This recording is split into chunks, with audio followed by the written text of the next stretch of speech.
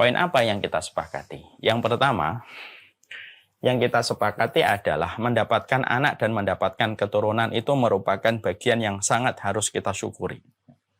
Karena sesungguhnya mendapatkan anak merupakan bagian dari sebuah perkara anugerah dan perkara karunia besar yang Allah berikan kepada manusia, di mana tidak setiap manusia mendapatkan titipan amanah anak. Yang punya anak belum tentu lebih mulia, yang tidak punya anak bukan berarti dia menjadi hina, tidak sama sekali. Tapi memiliki anak itu merupakan sebuah karunia yang harus kita syukuri.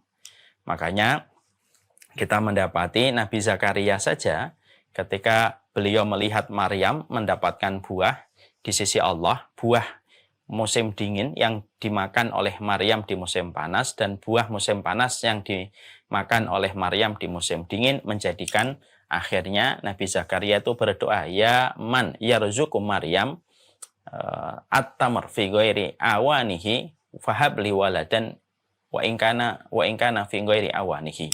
Ya Allah, Engkaulah yang telah memberikan Maryam buah yang bukan pada waktunya, maka berikanlah kepadaku anak keturunan. Walaupun kami sudah tua, istri saya sudah mandul, walaupun bukan lagi waktunya punya keturunan. Dan doa ini diijabah oleh Allah untuk menunjukkan kepada kita bahwasanya memiliki anak itu merupakan sebuah karunia besar yang Allah berikan kepada kita, di mana kita harus mengambil hikmah. Apa yang menjadi hikmah ketika Allah memberikan kepada kita keturunan? Dan kenapa Allah memberikan kepada kita anak? Di mana kita menjumpai ada saudara-saudara kita, ada keluarga kita, yang mereka harus keluar masuk dan ketemu dokter puluhan kali, supaya mereka mampu memiliki keturunan di antara pernikahan mereka. Makanya ini yang menjadi hal yang kita betul-betul pahami. Ketika kita mendapati bahwasanya anak itu merupakan sesuatu yang kita syukuri, maka inilah yang akan menjadikan kita berupaya betul bagaimana kita mensyukuri terhadap nikmat anak yang Allah berikan dalam kehidupan kita. Karena dikatakan oleh Imam Ibnu Qayyim dalam salah satu goresan ilmu beliau mengatakan ada orang tua yang dia bersyukur ketika mendapatkan keturunan, lalu menggunakan seluruh potensi yang dia miliki untuk menjadikan anak itu dikembalikan lagi kepada pemiliknya, yaitu adalah Allah. Ada orang tua yang kedua, orang tua yang cukup, yang hanya senang, dia bergembira, tetapi dia tidak memiliki kesyukuran di dalam tindakannya.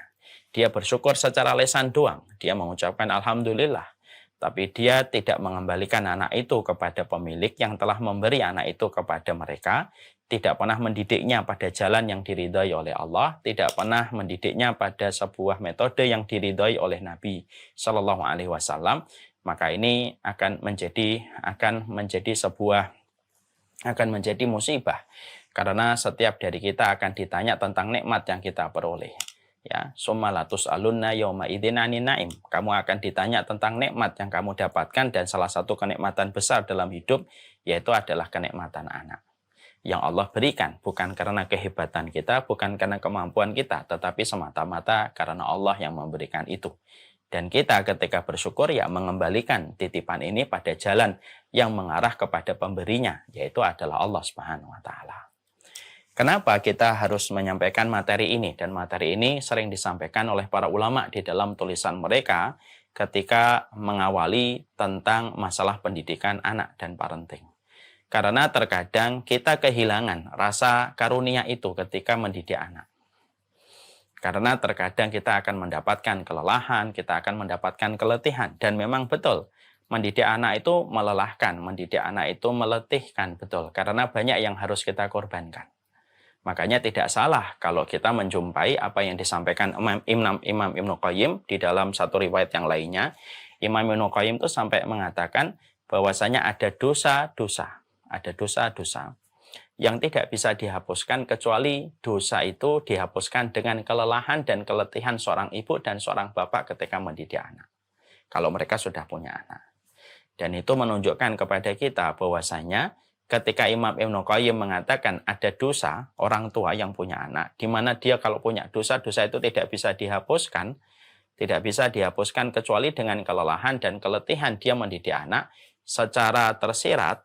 Maka Imam Ibnu Qayyim itu sudah mengatakan kepada kita bahwasanya memiliki anak itu memang melelahkan dan meletihkan. Di balik setiap kenikmatan yang kita peroleh, bukankah setiap kenikmatan yang bertambah berarti ada sesuatu yang harus kita bayar sesuai dengan nikmat yang telah kita dapatkan. Dan ini harus kita sadari, supaya kita tidak hanya senang, kita tidak hanya bergembira, dan kita tidak hanya menjadi orang yang berbangga-bangga dengan keturunan, tetapi kita tidak tahu apa komitmen di dalam kita memiliki keturunan. Makanya, setidaknya ketika orang itu sudah memiliki keturunan, dia bersyukur kepada Allah, bahwasanya itu merupakan anugerah dari Allah, maka setiap orang tua yang telah mendapatkan titipan anak dari Allah dan karunia itu datang dari Allah, maka dia memiliki kewajiban, dia memiliki komitmen, dia memiliki konsekuensi, yang semua ini harus dibayar sesuai dengan kenikmatan yang telah dia peroleh.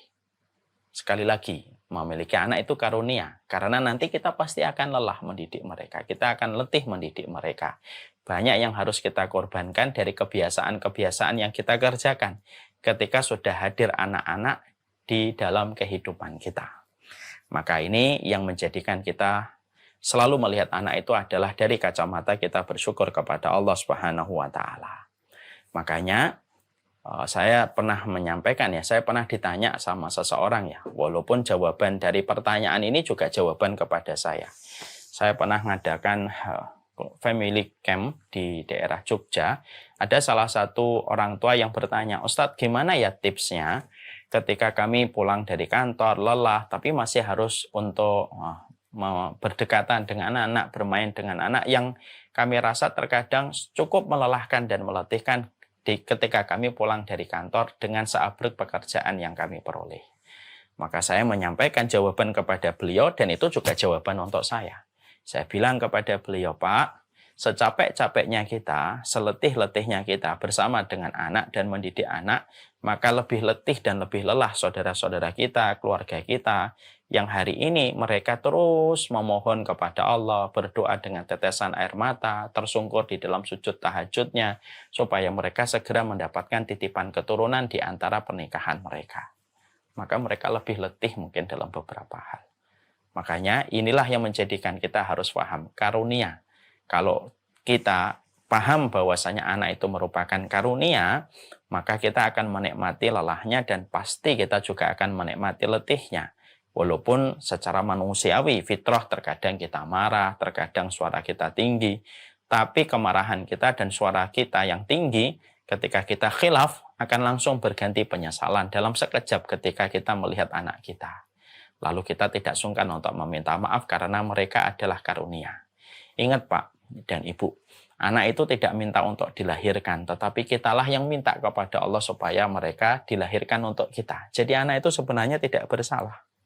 Jadi kitalah yang meminta supaya anak itu hadir di tengah kita. Anak itu nggak salah. Jadi karena kita yang meminta kepada Allah anak itu dihadirkan di pernikahan kita, berarti permintaan itu harus siap dipenuhi segala komitmen, ada kewajiban, ada konsekuensi. Karena mendapatkan anak tentunya tidak sama dengan mendapatkan mobil, mendapatkan motor, mendapatkan rumah yang mereka itu benda mati.